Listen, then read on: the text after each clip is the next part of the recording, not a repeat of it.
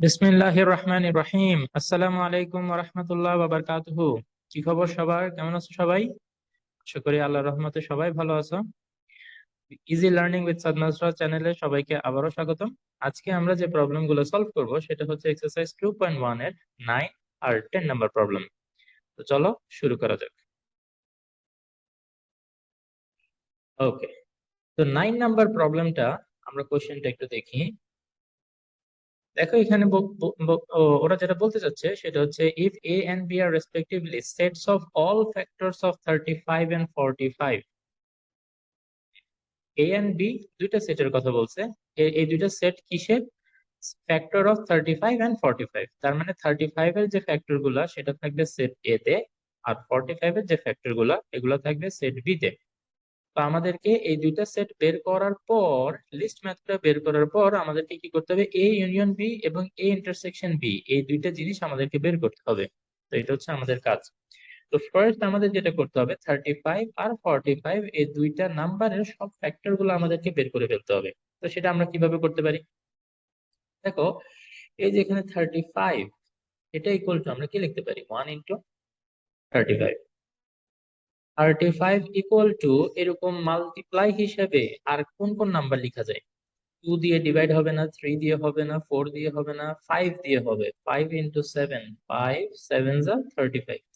আমি খেয়াল করলে দেখা যাবে কি এর বাইরে আর অন্য কোনো ফ্যাক্টর আসলে আমরা পাচ্ছি না 35 এর, তাই না? হুম? তাহলে 35 এর এই ফ্যাক্টর গুলা থেকে আমরা এ সেটটা বানাই ফেলতে পারি, তাই না? আমরা লিখতে পারি ফ্যাক্টরস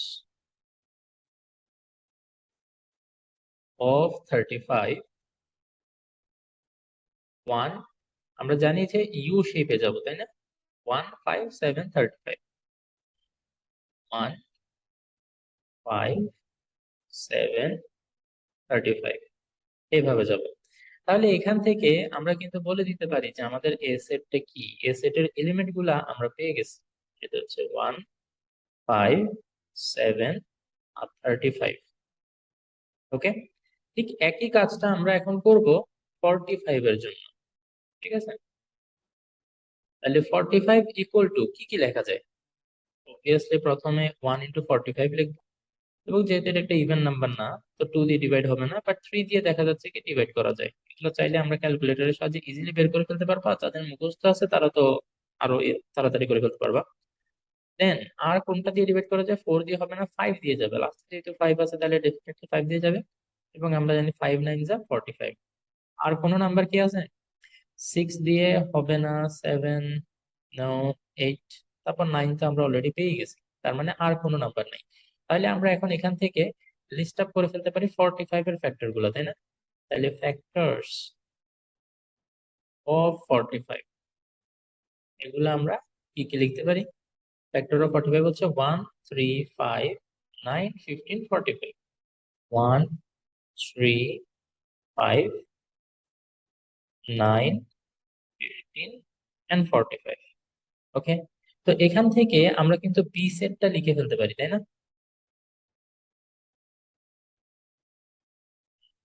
তো এখান থেকে আমরা একটু বি সেটটা লিখে ফেলি। বি সেটটা হচ্ছে কি, এই যে এখানে যে এলিমেন্ট গুলা সেই এলিমেন্ট গুলাই 1 3 5 9 15 and 45। তার মানে 45 এর সকল ফ্যাক্টর গুলো এখানে আমরা লিস্ট আপ করে ফেলছি, রাইট? তো এখন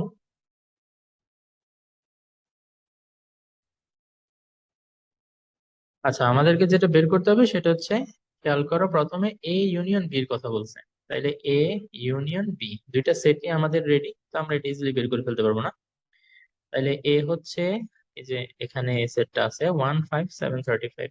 1 5 7 35 union B set 1 3 5 9 15 and 45।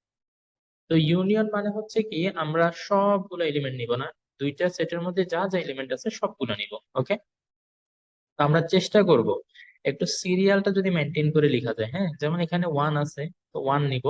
Next 5, তো দেখবো যে 5 এর আগের কোনো নাম্বার এই সেটে আছে কিনা। দেখা যাচ্ছে এখানে 3 আছে, তাইলে আমরা 3টা লিখি। একটু সুন্দর হলো দেখতে, বাট এটা ম্যান্ডেটরি না। ওকে, তারপর 5 আছে, তারপর 7 দেন 9, 579। এটা একটু দেখলেই তোমরা বুঝতে পারবা। ওকে, 579 দেন 15, দেন এখানে আছে 35, আর ওখানে 45। ওকে, তো এটা হচ্ছে আমাদের এ ইউনিয়ন বি। এখন আমরা যেটা বের করব সেটা হচ্ছে এ ইন্টারসেকশন বি, কমন গুলো। তা আবার আমরা সেই এ আর বি সেটটা লিস্ট আপ করবো, 1, 5, 7, 35, দেন ইন্টারসেকশন 1, 3, 5, 9, 15 and 45। তো ডেফিনেটলি যেটা কমন থাকবে সেটা হচ্ছে 1। আমরা চাইলে এভাবে মার্ক করতে পারি 1, এটা কমন আছে। তারপরে 5, হ্যাঁ এই 5টাও কমন। 7, 9, 35, 9। ওকে, তাহলে 1 আর 5 শুধু, তাই না? তাহলে আমরা আমাদের আনসারটা লিখবো 1 আর 5।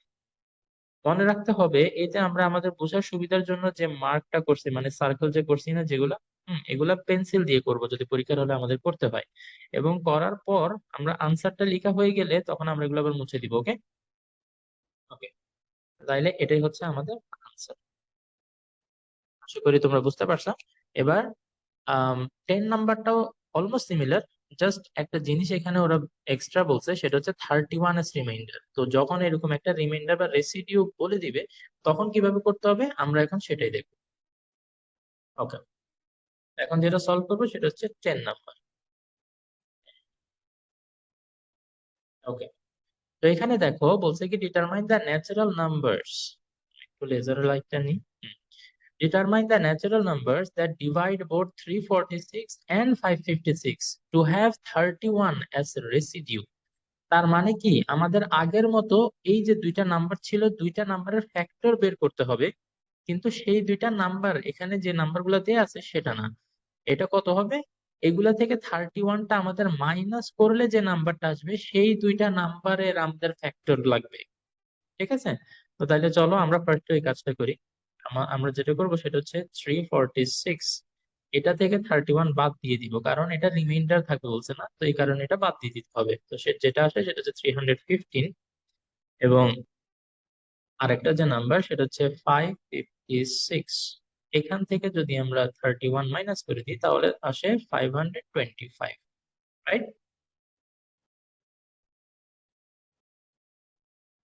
আচ্ছা, তো এখন আমরা এই যে দুইটা নাম্বার পাইলাম সেটা হচ্ছে 315 এন্ড 525, এই দুইটা নাম্বারের ফ্যাক্টর গুলো আমাদেরকে লিস্ট আপ করতে হবে, তাই না?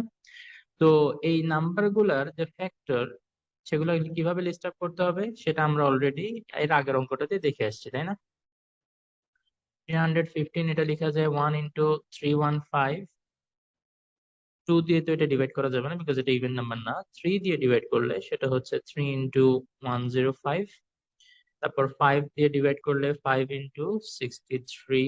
এগুলো তোমরা ক্যালকুলেটর দিয়ে ইজিলি বের করে ফেলতে পারবা। 7 into 45।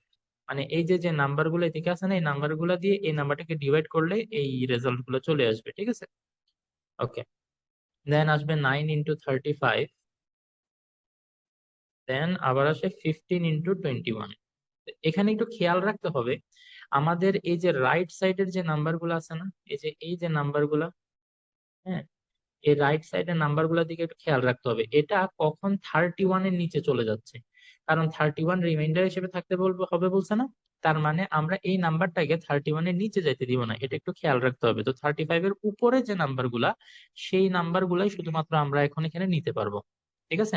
কারণ 31 যদি রিমাইন্ডার থাকতে হয় তাহলে যে নাম্বার গুলা দিয়ে আমরা ডিভাইড করবো সেই নাম্বার গুলা ডেফিনেটলি 31 থেকে বড় হইতে হবে। হ্যাঁ, ওকে। তো তাহলে দেখো এখান থেকে আমরা 31 এর বড় যে না ফ্যাক্টর গুলা সেগুলো যদি শুধু নিই তাহলে আমরা এ সেট ধরি এটাকে।